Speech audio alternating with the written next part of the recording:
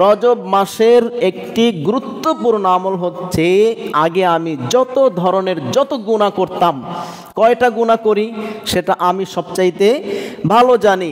তো আমরা যত গুনাহ করতাম প্রত্যেকটা গুনাহ থেকে আমাদেরকে বিরত থাকতে হবে। এটা 1 নম্বর আমল। গুনাহ করব, এর বিনিময় আল্লাহ তাআলা আমাকে আপনাকে শাস্তি দিতে থাকবেন, যে শাস্তির কোনো শেষ হবে না, শাস্তি পেতেই থাকবো।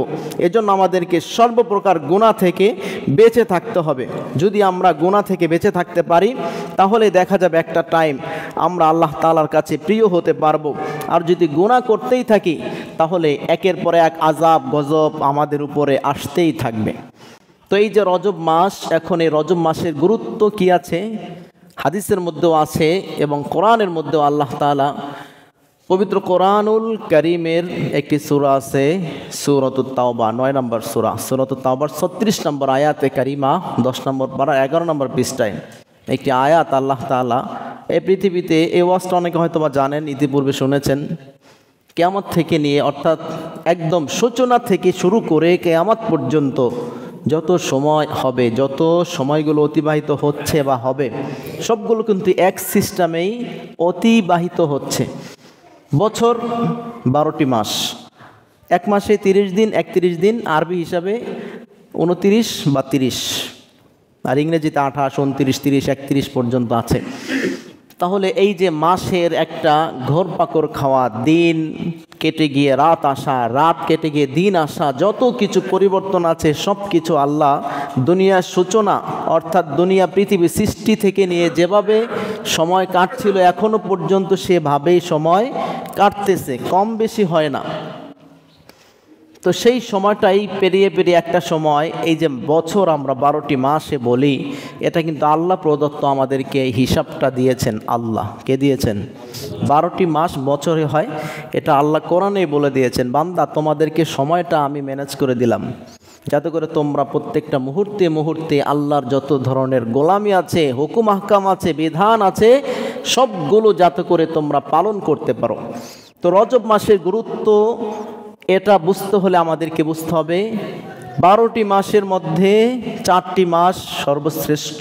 কয়টা মাস? 4টা মাস। কোরআনুল কারীম বলছে সূরাতুত তাওবা 36 নম্বর আয়াত, ইন্না ইদ্দাতাশ শুহুরি ইনদাল্লাহি 12 শাহরা।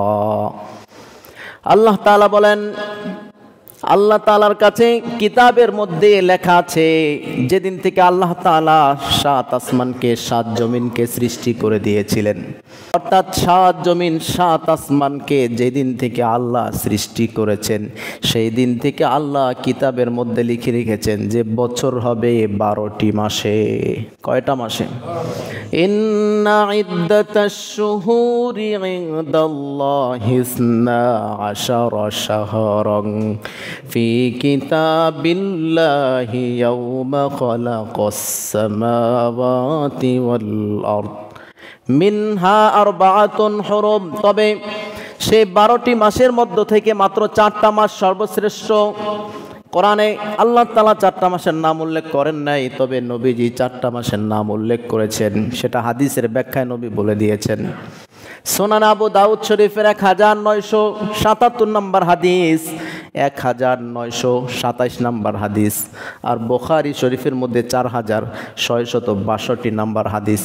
এই হাদিসগুলোর মধ্যে নবীজি বলেছেন, ইন্নাজ জামানা ক্বাদ ইস্তাদারাকা হাইআতিহি ইয়াওমা খালাকাল্লাহুস সামাওয়াতি ওয়াল আরদা। এই যে পৃথিবীতে যে সময় অতিবাহিত হচ্ছে, সময় কাল ক্ষেপণ হচ্ছে, এই যে সময়গুলো চলমান আছে, যেদিন থেকে আল্লাহ 7 আসমান 7 জমিনকে সৃষ্টি করেছিলেন, সেদিন থেকে আজও পর্যন্ত একইভাবে সময় অতিবাহিত হচ্ছে। তবে আল্লাহর নবী বলে দিলেন, মিনহা আরবাআতুন হুরুম, এই যে 12টি মাস, as-sanatu 12 শাহরান, বছর হয় 12 মাসে।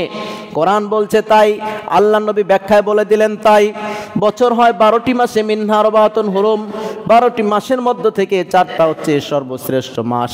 সেই মাসগুলো কি কি নবীজি বলে দিলেন, একটা হচ্ছে যুলকাদা, 1 নম্বর হচ্ছে যুলকাদা জিলকদ মাস, 2 নম্বর ওয়াজুল হিজ্জাহ জিলহজ মাস, 3 নম্বর ওয়াল মুহাররম মুহাররম মাস, 4 নম্বর ওয়া রজব রজব মাস মুদারুল্লাযী বাইনা শাবান, মুদারুল্লাযী বাইনা জুমাদা ওয়া শাবান। জুমাদাল উখরা এবং শাবান মাসের মধ্যবর্তী একটি মাস হচ্ছে রজব মাস, অর্থাৎ রজব মাসটা এর আগে যে মাস সেটা হচ্ছে জুমাদাল উখরা। নাম কি? জুমাদাল উখরা। এবং এর পরের মাস রজব, এর পরের মাস শাবান। তো নবীজি বুঝালেন যে জুমাদাল উখরা আর শাবানের মধ্যবর্তী একটি মাস হচ্ছে রজব মাস। তাহলে একটি হচ্ছে জিলকদ, 2 নম্বর জিলহজ, 3 নম্বর মুহররম, 4 নম্বর রজব।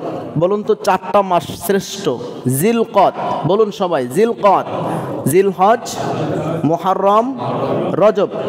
আবার জিলকদ, জিলহজ, মুহররম, রজব। বলতে পারবেন? বলেন তো। জিলকদ, জিলহজ, মুহররম, রজব। জাযাকুমুল্লাহ খায়রান। এই 4টা মাস শ্রেষ্ঠ মাস। মুহররম মাস আমরা বয়ান করি, আমরা গুরুত্ব বলি, আমল করার চেষ্টা করি। আবার জিলকদ, জিলহজ, ওই যে কোরবানির মাস, হজের মাস, এই মাসগুলো কি অত্যন্ত গুরুত্বপূর্ণ মাস। এই রজব একটি, তার মধ্যে একটি। তো এখানে আল্লাহ তাআলা বলে দিলেন এই মাসে আমরা কি করব, কি ছাড়ব। এই মাসের কিছু করণীয় বর্জনীয় আছে। এই 4টা মাসে যুদ্ধ বিগ্রহ হারাম ছিল। কি ছিল? যুদ্ধ, ঝগড়া, ফাসাদ ইত্যাদি ওই জমানায় তারা করতেন না। এই মাসের সম্মানে আগে যদি যুদ্ধের কোনো ডেট থাকতো সেটা পরিবর্তন করে রাখতো। এই 4টা মাসে কখনো যুদ্ধে লিপ্ত হতো না তারা। ইসলামের মধ্যে এটাই ছিল, আল্লাহ তাআলা হারাম করে দিয়েছিলেন এই 4টা মাসকে যুদ্ধ বিগ্রহ লিপ্ত হতে। তো এই শ্রেষ্ঠ মাস, সর্বশ্রেষ্ঠ মাসের শ্রেষ্ঠত্ব আমি কিভাবে পাবো সেটা হচ্ছে আমাদের আলোচ্য বিষয়। শ্রেষ্ঠ মাস পেলাম, আমি শ্রেষ্ঠ হতে পারলাম না, লাভ আছে কোনো? রমজান আসলো, রমজান চলে গেল, আমি গুনাহ মাফ করাতে পারি নাই, বলুন তো আমার কিছু হবে এতে? আমার জন্য কোনো কল্যাণ তো হলো না। রমজান পাইলাম ঠিকই, শ্রেষ্ঠ মাস পাইলাম, কিন্তু আমি শ্রেষ্ঠত্ব কোনো কিছুই নিতে পারি নাই। তাহলে সেটা পাওয়া না পাওয়ার জন্য উভয়টাই কি সমান? তো আমাদেরকে বুঝতে হবে যে আমরা শ্রেষ্ঠ মাস পেলাম, আমরা এখান থেকে শ্রেষ্ঠ কিভাবে হতে পারি সেই আমল আমাদের করা দরকার। কি করব? আল্লাহ তাআলা সেটা বলে দিলেন, ফালা তাযলিমু ফীহিন্না আনফুসাকুম। এই মাস যেগুলো আছে শ্রেষ্ঠ ও 4টা মাসে তোমরা গুনাহ করে তোমাদের নফসের উপরে জুলুম করো না। আল্লাহ তাআলার নির্দেশ, হে বান্দা এই শ্রেষ্ঠ 4টা মাস, বিশেষ করে 4টা মাসের সম্মান রক্ষার্থে তোমাদেরকে আমি আদেশ দিয়ে দিলাম, এরে বান্দা যত ধরনের যত গুনাহ তুমি আগে করতে, এই 4টা মাসের সম্মানার্থে তোমরা গুনাহগুলো ছেড়ে দাও। কার নির্দেশ? আল্লাহর। একটা গুরুত্বপূর্ণ আমল। এই জন্য আল্লাহ বলেছেন বান্দা পাপ করো না। রজব মাস সম্মানিত মাস, এ মাসে মাসের দিকে লক্ষ্য করে হলেও তোমরা পাপ করো না। আল্লাহ তাআলার ডর ভয় তোমাদের অন্তরে রাখো। যদি তোমরা পাপ ছেড়ে দিতে পারো তাহলে আল্লাহ তাআলা পবিত্র কোরআনুল কারীমে বিভিন্ন জায়গাতে ঘোষণা করে দিয়েছেন, ওয়ালাউ আন্না আহলুল কুরা আমানু ওয়াত্তাকাউ লাফাতাহনা আলাইহিম বারাকাতিম মিনাস সামাই ওয়াল আরদ। আল্লাহ তাআলা পবিত্র কোরআনুল কারীমে নিজেই ঘোষণা করে দিয়েছেন, বলে জনপদবাসীরা তারা যদি ঈমান আনার পরে আল্লাহর ডর ভয় অন্তরে গেঁথে নিত, আল্লাহর ডর ভয় ধারণ করত, গুনাহ ছেড়ে দিত, তাহলে আমি লাফাতাহনা আলাইহিম বারাকাতিম মিনাস সামাই ওয়াল আরদ, আসমান এবং জমিনের বরকতের সমস্ত দরজাকে আমি তাদের জন্য উন্মুক্ত করে দিতাম। সুবহানাল্লাহ। আজকে বরকতের দরজা কেন খোলেন না? এই যে জমিনে চাষাবাদ হচ্ছে না, পণ্য আমরা সঠিকভাবে দ্রব্যমূল্য ন্যায্য মূল্যে আমরা পাই না, এত কিছু হচ্ছে কেন? আল্লাহ বরকতের দরজা বন্ধ করে রেখেছেন। তাই আল্লাহ তাই বলে দিয়েছেন, ওয়ালাউ আন্না আহলাল কুরা আমানু, গ্রামবাসীরা জনপদবাসীরা যদি এভাবে তারা ঈমান আনার পরে তাকওয়া অর্জন করত, আল্লাহর ডর ভয় অন্তরে ধারণ করত, আমি তাদের অশান্তিতে রাখতাম না, তাদেরকে আমি বিপদে রাখতাম না, অবশ্যই তাদেরকে আমি শান্তিতে থাকার এবং তাদের জীবন যাতে করে সুন্দর হয়, সুন্দর জীবন উপকরণ হিসাবে আমি তাদেরকে একটি সুখীময় জিন্দেগি দান করতাম। কিন্তু তারা তো অধিকাংশই পাপের মধ্যে লিপ্ত হয়ে আছে, তারা তো আমাকে ওইভাবে অন্তর থেকে ডর ভয় করছে না, আমার নাফরমানিতে লিপ্ত হয়ে আছে। সারাদিন 24 ঘন্টার মধ্যে আমরা কতটুকু আল্লাহর হুকুম মানি সেটা চিন্তা করলে আমরা পাবো বেশি নাফরমানি করি নাকি বেশি নেক কাজ করি। নিজেকে প্রশ্ন করতে পারেন, আমি আল্লাহ তাআলার যে 5টা হুকুম আছে প্রতিদিন নামাজ, এটা তো আছে, তাছাড়াও যে কত হুকুমগুলো আছে, সত্য বলতে হবে, মিথ্যা ছাড়তে হবে, হালাল খেতে হবে, অন্যের প্রতি জুলুম অত্যাচার করা যাবে না, গীবত শেখাত করা যাবে না, সমালোচনা করা যাবে না, এই যতগুলো বিধিবিধান আছে আমি কতটুকু পালন করতে পারি। নিজের প্রশ্নের উত্তর নিজের কাছে এসে যাবে, তখনই আপনি রেজাল্ট বের করতে পারবেন যে আসলে আমি আল্লাহর হুকুম বেশি মানি নাকি নাফরমানি বেশি করি।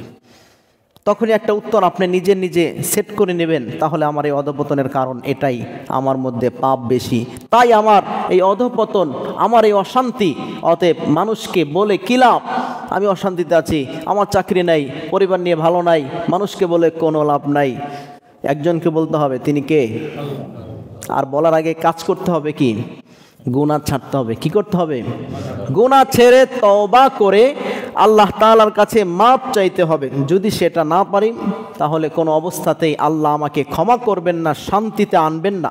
বুখারী শরীফের মধ্যে একটি হাদিস আছে, 6307 নম্বর হাদিসে একটি বর্ণনা। নবীজি বলছেন, আল্লাহি, আল্লাহর শপথ করে বলছি, ইন্নী লা আস্তাগফিরুল্লাহ ওয়া আতুবু ইলাইহি ফিল ইয়াউমি আকসারা মিন 70 মাররা। আমি নবী প্রতিদিন 70 বারের চেয়েও বেশি আল্লাহর কাছে ক্ষমা চাই, তওবা পড়ি, ইস্তেগফার করি। নবীজি কোনো গুনাহ করতেন? কোন নবীগণ গুনাহ করতেন না। নবী রাসূলগণ সবাই মাসুম, তাদের কোনো ভুল নাই।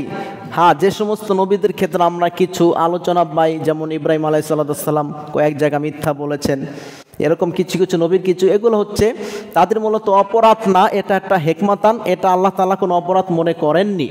যেমন তার স্ত্রীকে যখন তিনি নিয়ে যাচ্ছিলেন, তখন ওই যে মিশরের জালেম বাদশাহ সুন্দরী স্ত্রী পেয়ে বন্দি করেছে, তার সাথে অপকর্মে লিপ্ত হচ্ছে, এভাবে চাচ্ছিল, কিন্তু তখন তিনি বলেছিলেন এটা হচ্ছে কি আমার বোন, স্ত্রী বলেন নাই ইত্যাদি।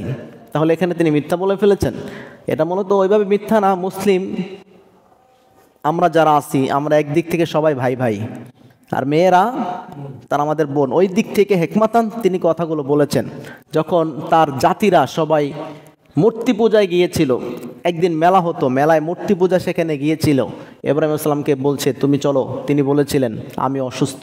আমি কি অসুস্থ, আমি তাই যাব না। এখন এটাও তিনি আমাদের ভাষায় মিথ্যা বলেছেন না? মিথ্যা বলেন নাই। তিনি অসুস্থ কেন? তিনি ওই গুনাহের কাজে, কুফুরির কাজে গেলে তিনি এমনিতেই অসুস্থ, অতএব কাজটা ভালো না। আমি শারীরিকভাবে অসুস্থ না হলেও ওই দিক থেকে আমি কি অসুস্থ। তাহলে এবার প্রত্যেকটার ব্যাখ্যা আছে, যেগুলো তারা কোনো অপরাধ করেননি, তারা কোনো ভুল করেননি। এই জন্য নবী রাসূলদের ব্যাপারে আমাদের একটাই ধারণা, তারা নিষ্পাপ, তারা মাসুম। তাহলে নবী যদি মাসুম হয়ে, নিষ্পাপ হয়ে, তিনি প্রতিদিন 70 বারের চেয়েও, কোনো হাদিস আছে 100 বার, কতবার? মিয়াতা মাররা, তিনি 100 বার প্রতিদিন ইস্তেগফার করতেন আল্লাহর ভয়ে। তাহলে আমাদের কতবার করা দরকার? এটা হচ্ছে আমাদের প্রশ্ন, কতবার করা দরকার? আমরা গুনাহ কয়টা করি? হিসাব আছে কোনো? হিসাব ছাড়া গুনাহ করছি আমাদের। তাহলে প্রতিদিন নবী কোনো গুনাহ করেন নাই। গুনাহ ছাড়াও আল্লাহর ডর ভয় এত তার অন্তরে, আল্লাহ যা করেছি যদি ভুল হয়ে যায়, যেভাবে তুমি আমাকে বিধান দিয়েছো, দাওয়াতি কাজ করার জন্য নির্দেশ করেছো, আল্লাহ আমার সে দাওয়াতি কাজ আমি করতে পারছি কিনা, নাকি ত্রুটি হয়ে যায়, এই ডর ভয় নিয়ে তিনি এতবার আল্লাহর কাছে ক্ষমা চাইতেন, ইস্তেগফার করতেন, মাফ চাইতেন, যদিও তিনি কোনো গুনাহ করতেন না। তাহলে আমাদের প্রতিদিন হাজার হাজার বার ইস্তেগফার করা উচিত, আল্লাহর কাছে মাফ চাওয়া উচিত। এবং যে ব্যক্তি আল্লাহর কাছে বেশি বেশি মাফ চায় সেই ব্যক্তি শ্রেষ্ঠ। এটা আল্লাহ নবী বলেছেন। অপরাধ হয়েও, অপরাধ করেও, অপরাধীর মধ্যেও শ্রেষ্ঠ ব্যক্তি আছে। আপনি চোর, আপনি ডাকাত, আপনি অপরাধী, তারপরও আপনার অপরাধীদের মধ্যে আবার শ্রেষ্ঠ অপরাধী আছে, যে অপরাধী আল্লাহর কাছে প্রিয় অপরাধী, তারপরও সে কি শ্রেষ্ঠ। সেটাকে আল্লাহ নবী বলেছেন আত-তাওয়াবিন, যারা বেশি বেশি তওবা করে, অপরাধ করে ফেলেছেন, ভুল হয়েছে, আবার আল্লাহর কাছে মাপ চান, ক্ষমা চান, ইস্তেগফার করেন, আল্লাহ আর করুম না, আবার কিছুদিন পরে একই গুণ আবার করেছেন, আবার মাপ চাচ্ছেন। এটাই বলেছেন ওই ব্যক্তি শ্রেষ্ঠ, উত্তম, যে ভুল করেও বারবার আল্লাহর কাছে ক্ষমা চায়, মাপ চায়, ওই ব্যক্তি আল্লাহর কাছে শ্রেষ্ঠ ব্যক্তি, আল্লাহ তাকে ক্ষমা করে দেন। এজন্য মনক্ষুণ্ণ হতে নাই। আমি অপরাধ করে ফেলেছি, ভুল করে ফেলেছি, আল্লাহ কি আমাকে ক্ষমা করবে? আল্লাহ আমাকে ক্ষমা করবেন না, অতএব আবার গুনাহ করতে থাকি। না না, যতবার হবে। নবীজি বলেছেন, একটা ভুল যদি তুমি একবার করেছো, ক্ষমা চেয়েছো, আবার করেছো, ক্ষমা চেয়েছো, এভাবে একটা গুনাহ যদি তুমি কোনোদিন বা প্রতিদিন 70 বারও করো, কতবার? 70 বারও যদি একটা গুনাহ করো আর মাপ চাও আল্লাহর কাছে, তারপরেও তুমি নিরাশ হয়েও না, তারপরেও তুমি আল্লাহর কাছে মাপ চাও, আল্লাহ অবশ্যই তোমার সে গুনাহকে মাফ করে দিবেন। সুবহানাল্লাহ। শয়তানই তো আমাদেরকে গুনাহ করায়। বললাম আল্লাহ আর করবো না, একদম ভালো হয়ে গেছি, মানুষের কাছে ওয়াদা করছি সব কিছু একদম ভালো, আবার শয়তান কুমন্ত্রণা দিতে দিতে একটা টাইম এমন হলো আবারও আমার সেই গুনাহের মধ্যে লিপ্ত হতে হয়েছে। এখন আমাকে আবার তওবা করতে হবে। যতবার গুনাহ করব ততবার আমাদের তওবা করা উচিত। এটাই আল্লাহ তাআলা আমাদেরকে শিক্ষা দেন, আল্লাহর নবী আমাদেরকে এটাই বলেন। এজন্য আমাদেরকে প্রত্যেকটা ক্ষেত্রে সেই ডর ভয় আমাদেরকে অন্তরে লালন করতে হবে। যেভাবে সাহাবায়ে কেরাম আল্লাহকে ভয় পেতেন,